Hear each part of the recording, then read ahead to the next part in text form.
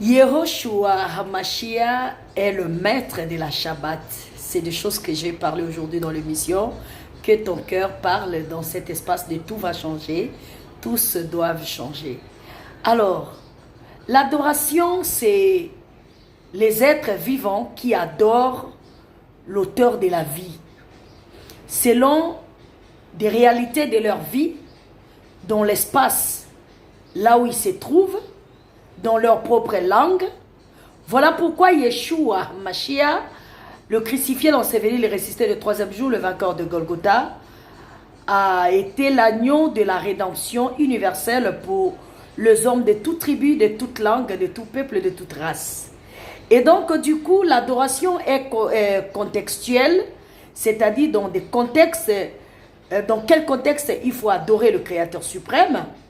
Et l'adoration est contemporaine, c'est-à-dire dans quel temps il faut adorer le Créateur suprême.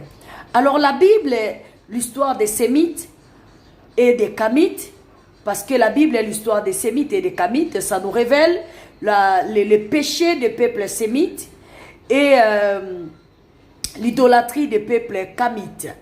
Et donc les deux peuples ne forment qu'une seule famille.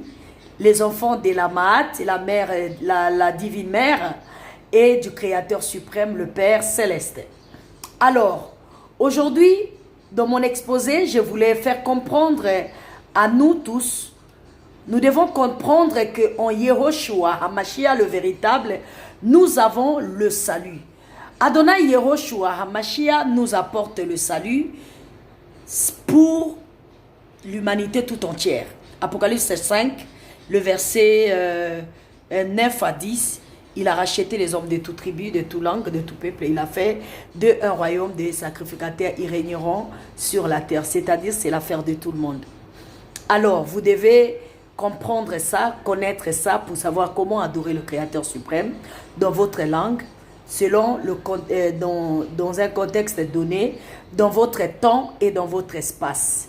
Et Yehoshua veut dire tout simplement Yehoah, sauve, est celui qui donne le salut, est celui qui donne la victoire, est celui qui donne la libération, est celui qui donne la consolation, est celui qui donne la réponse à toutes les questions que nous avons posées depuis longtemps.